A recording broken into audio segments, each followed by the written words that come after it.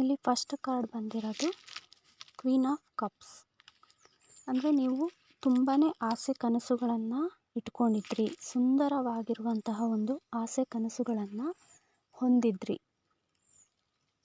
ಈ ಹೇಗೆ queen of cups ಬಂದಿದೆ ಅಂದರೆ ಈ ಇಮೇಜಲ್ಲಿ ಇರುವಂತೆ ರಾಣಿ ಥರ, ಅಂದರೆ ಯಾವುದೇ ರೀತಿಯಾದಂತಹ ಸಮಸ್ಯೆಗಳಿಲ್ಲದೆ ಹ್ಯಾಪಿಯಾಗಿ ಇರಬೇಕು ಅಂಥೇಳಿ ನೀವು ನಿಮ್ಮ ಜೀವನದಲ್ಲಿ ಆಸೆ ಕನಸುಗಳನ್ನು ಇಟ್ಕೊಂಡಿದ್ರಿ.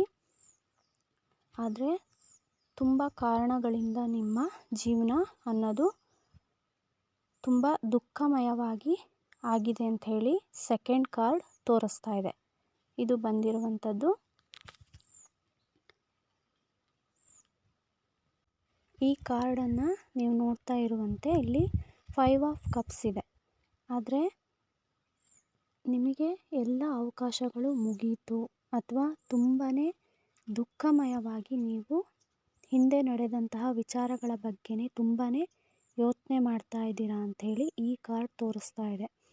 ಅಲ್ಲಿ 3 ಕಪ್ಸ್ ಬಿದ್ದರೂ ಕೂಡ ಇನ್ನೂ 2 ಕಪ್ಸ್ ಉಳಿದಿದೆ. ಅಂದರೆ ನಿಮ್ಮ ಜೀವನದಲ್ಲಿ ಇನ್ನೂ ಅವಕಾಶ ಅನ್ನೋದು ಇದೆ. ಆದರೆ ನೀವು ಅದು ಯಾವುದನ್ನು ಬೇಡ ಅಂತ ಅನ್ಕೋತಾ ಇದ್ದೀರಾ. ಯಾಕಂದರೆ ನಿಮ್ಮ ಜೀವನದಲ್ಲಿ ಆಗಿರುವಂತಹ ನೋವು ಅನ್ನೋದು ಅಷ್ಟು ಇದೆ, ತೀವ್ರವಾಗಿದೆ ಅಂತಲೇ ಹೇಳ್ಬೋದು. ಹಾಗಾಗಿ ನೀವು ಯಾವಾಗಲೂ ಕೂಡ ಹಿಂದೆ ನಡೆದಿರುವಂತಹ ವಿಚಾರಗಳ ಬಗ್ಗೆ ಅಥವಾ ಆ ದುಃಖದ ಕ್ಷಣ ಆಗಿರ್ಬೋದು ಅಥವಾ ನಿಮಗೆ ಆಗಿರುವಂತಹ ಅವಮಾನ, ನೋವು ಏನಿದೆಯಲ್ಲ ಅದರ ಬಗ್ಗೆನೇ ಯೋಚನೆಯನ್ನು ಮಾಡ್ತಾ ಇರ್ತೀರಾ ಅಂಥೇಳಿ ಈ ಕಾರ್ಡ್ ತೋರಿಸ್ತಾ ಇದೆ. ಹಾಗೆ ನೆಕ್ಸ್ಟ್ ಕಾರ್ಡ್ ಬಂದಿರುವಂಥದ್ದು 7 ಆಫ್ ಕಪ್. ನೆಕ್ಸ್ಟ್ ಕಾರ್ಡ್ ಬಂದಿರುವಂಥದ್ದು 7 ಆಫ್ ಕಪ್ಸ್. ಇದೇನು ಹೇಳ್ತಾ ಇದೆ ಅಂದರೆ ಇಲ್ಲಿ ನಿಮಗೆ ಎಷ್ಟೇ ಅವಕಾಶಗಳಿದ್ದರೂ ಅಥವಾ ಏನೇ ಒಂದು ನಿಮಗೆ ಮಾಡಬೇಕು ಅಂಥೇಳಿ ಯೋಚನೆಗಳಿದ್ದರೂ ಕೂಡ ಅದು ತುಂಬಾ ನಿಮಗೆ ಕನ್ಫ್ಯೂಷನ್ ಅನ್ನೋದು ಆಗ್ತಾ ಇದೆ. ಯಾಕಂದರೆ ಈಗಾಗಲೇ ನಿಮ್ಮ ಮೈಂಡ್ ಅನ್ನೋದು ತುಂಬಾ ಡಿಸ್ಟರ್ಬ್ ಆಗಿರೋದ್ರಿಂದ ಈಗಾಗಲೇ ಆಗಿರುವಂತಹ ಅವಮಾನ ಆಗಿರ್ಬೋದು, ನೋವು ಅಥವಾ ದುಃಖಗಳಿಂದ ನೀವು ಅದನ್ನೇ ಯೋಚನೆಯನ್ನು ಮಾಡಿ ಈಗ ನಿಮ್ಮ ಮೈಂಡ್ ಅನ್ನೋದು ಡಿಸ್ಟರ್ಬ್ ಆಗಿದೆ. ಹಾಗಾಗಿ ನಿಮಗೆ ನಿಮ್ಮ ಮುಂದೆ ಯಾವುದೇ ಅವಕಾಶಗಳಿದ್ದರೂ ಸಹ ಅಥವಾ ನಿಮ್ಮ ಮುಂದೆ ಯಾವುದೇ ಚಿಂತನೆಗಳಿದ್ದರೂ ಕೂಡ ನೀವು ಅದನ್ನ ಮಾಡಲಿಕ್ಕೆ ಸಾಧ್ಯ ಆಗ್ತಾ ಇಲ್ಲ. ಯಾಕಂದರೆ ನಿಮಗೆ ಗೊಂದಲ ಅನ್ನೋದು ತುಂಬಾ ಆಗ್ತಾ ಇದೆ ಅಂಥೇಳಿ ಈ ಕಾರ್ಡ್ ತೋರಿಸ್ತಾ ಇದೆ.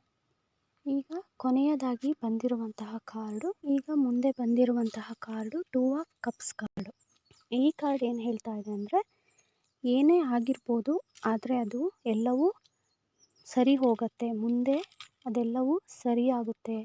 ನಿಮಗೇನು ನೋವು, ದುಃಖ, ಅವಮಾನ ಏನೆಲ್ಲ ಆಗಿದೆ ಅದಕ್ಕೆಲ್ಲದಕ್ಕೂ ನಿಮಗೆ ನ್ಯಾಯ ಅನ್ನೋದು ಸಿಗತ್ತೆ ಅಂಥೇಳಿ ಈ ಕಾರ್ಡ್ ತೋರಿಸ್ತಾ ಇದೆ. ಇದಿಷ್ಟು ಇವತ್ತಿನ ರೀಡಿಂಗ್ ಆಗಿತ್ತು. ಇದು ನಿಮಗೆ ಇಷ್ಟ ಆಗಿದರೆ ಲೈಕ್ ಮಾಡಿ, ಶೇರ್ ಮಾಡಿ, ಸಬ್ಸ್ಕ್ರೈಬ್ ಮಾಡಿ. ಅದೇ ರೀತಿ ಇದೊಂದು ಎಂಟರ್ಟೈನ್ಮೆಂಟ್ ಪರ್ಪಸ್ಗಾಗಿ ಈ ವಿಡಿಯೋ ಆಗಿರುತ್ತೆ. ಇದನ್ನು ಯಾವುದೇ ನಿಮ್ಮ ಜೀವನದ ದೊಡ್ಡ ನಿರ್ಧಾರಗಳಿಗೆ ಬಳಸಬೇಡಿ ಅಂತ ಹೇಳ್ತಾ ಈ ವಿಡಿಯೋವನ್ನು ನಾನು ಇಲ್ಲಿಗೆ ಮುಗಿಸ್ತಾ ಇದ್ದೀನಿ. Thank you for watching.